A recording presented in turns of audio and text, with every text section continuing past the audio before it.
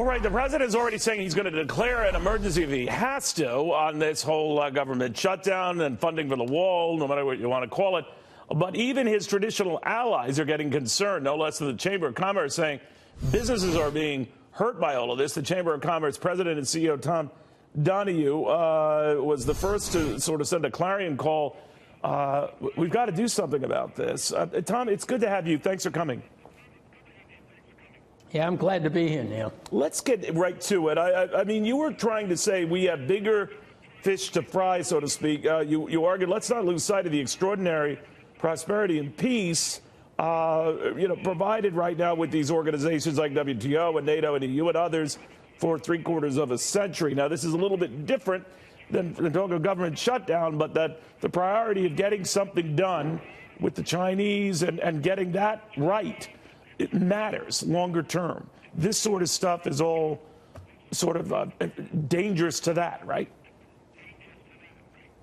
Exactly. And I think the meeting in China that has recently concluded was a good forerunner to Lighthizer picking up on that discussion in the next days. And I believe that the Chinese understand now that they've had some challenges in their own economy, and we've had challenges with the Chinese economy, that it's time to move forward in our mutual interest. And I'm very hopeful that Lighthizer and his gang will move forward on this, and that we can then go on to other trade and investment issues that we need to take care of. So does this whole shutdown over this wall thing just get in the way of that? Is it not important? How do you describe it? Look, the shutdown, we've had a lot of them over time with both parties. The longest one ever went 21 days. Right. Today is 20 days. People now start missing paychecks, having problems paying their bills, and then it moves away from what is intended as a stimulus to work on some of these questions to being a real serious political problem for both parties, when the citizens all of a sudden, and lots of them, have real worries about their personal finances. And I'm hopeful that that'll sort of bring this discussion to a constructive end. As you know, we sent a letter up to the Hill the other day and to the White House suggesting they get on with it and take care of the dreamers. And we're very willing right now to help them in any way we can. Did you hear back from either side? All right. Okay, fine. I guess not.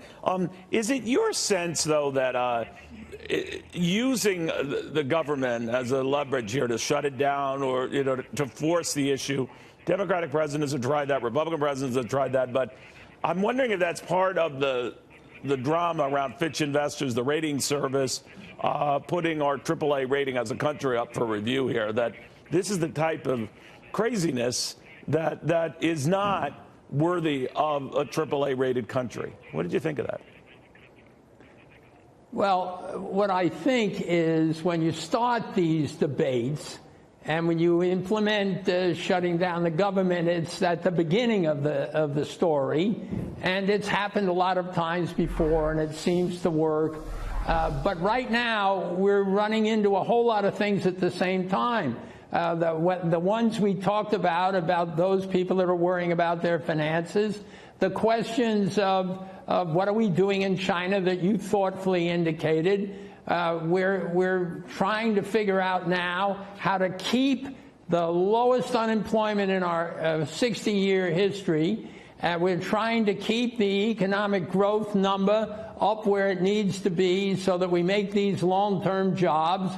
We're trying to keep moving forward in a way that we're going then have the momentum to get approval of the former NAFTA. Now I call it the United States Marine Corps, the new deal, the NAFTA deal. And all of these are connected, and it's time to move forward.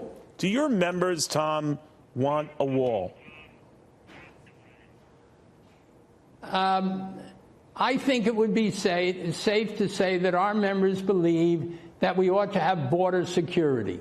The question of the Mexican border from one end to the other is, we have the normal crossing points, we have mountains, we have places that nobody goes. Right. Our members don't have a view on that unless they're people that build walls. They want border security at a reasonable level and think the government should get together among themselves and do what's right.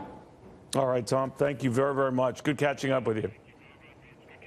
Yeah, look forward to seeing you. Thank you. All right, Tom Donohue, the man who heads the Chamber of Commerce.